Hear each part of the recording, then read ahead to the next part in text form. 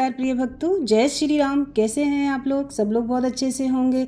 सावन का महीना चल रहा है। सावन के महीने में हनुमान जी की बड़ी कृपा रहती है। घर घर रुद्राभिषेक चल रहे हैं। हनुमान जी की जय जयकारे लग रहे हैं। शंकर जी के जय जयकारे लग रहे हैं। हनुमान जी भी शिव जी के ही एक अवतार हैं। तो सावन के महीने में इनका सुंदरकांड, चौपाइयाँ, पूजा पाठ करना बेहद ही शुभ माना जाता है।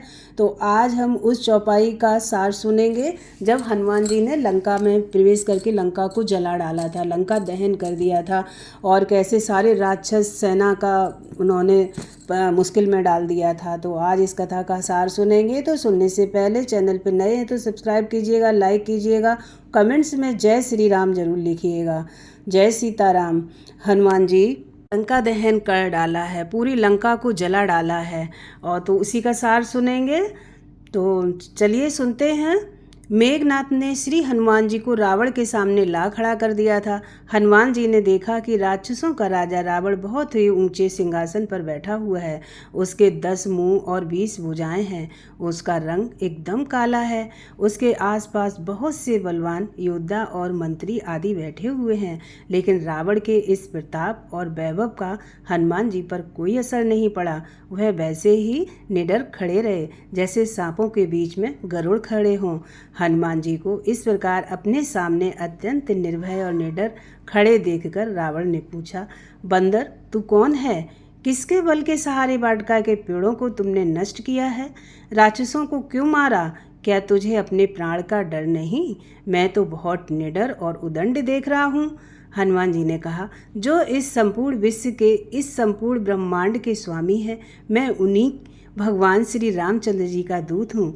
तुम चोरी से उनकी पत्नी का हरण करके लाए हो, उसे वापस कर दो, उन्हें वापस कर दो। इसी में तुम्हारा और तुम्हारे परिवार का कल्याण है। यदि तुम यह जानना चाहते हो कि मैंने अशोक वाटिका के फलों को क्यों खाया, पेड़ों को क्यों तोड़े, राक्षसों को क्यों मारा, तो मुझे बहुत जोर की भूख लगी थी, अतः वाटिका के फल खा लिए। बंदर स्वभाव के कारण कुछ पेड़ टूट गए।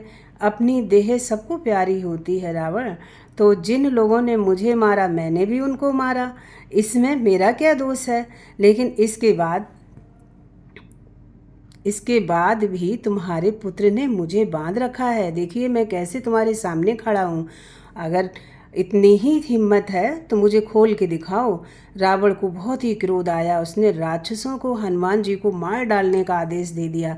राक्षस उन्हें मारने दौड़े, लेकिन तब तक विभीषण ने वहां पहुंचकर रावण को समझाया कि यह तो दूत है, इसका काम अपने स्वामी का संदेश पहुंचाना है, इसका वध करना उचित नहीं होगा, इसे कोई अन्य दंड देना ही ठीक होगा। विभीषण की ये सलाह रावण को बहुत पसंद आई।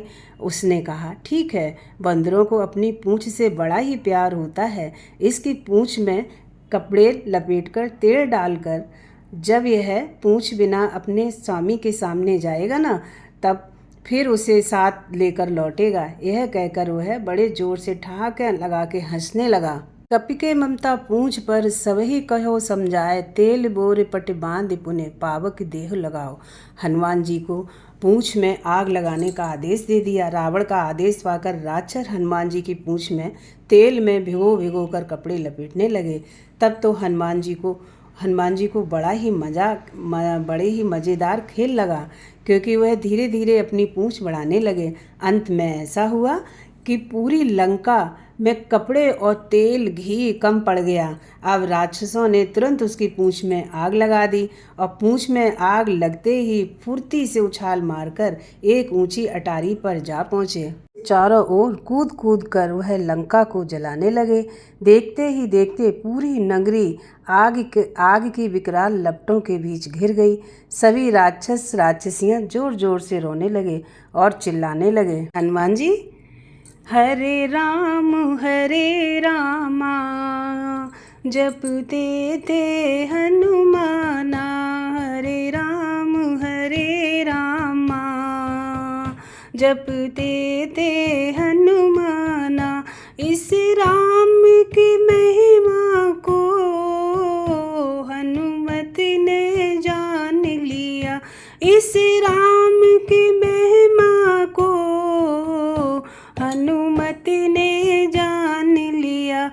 उस राजा रावण की, उस राजा रावण की लंका को उजाड़ दिया।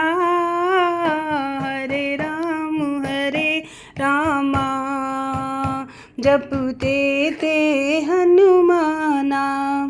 वे सब के सब रावण की निंदा कर रहे थे। रावण को आग बुझाने का कोई उपाय न सुझाई दे रहा था।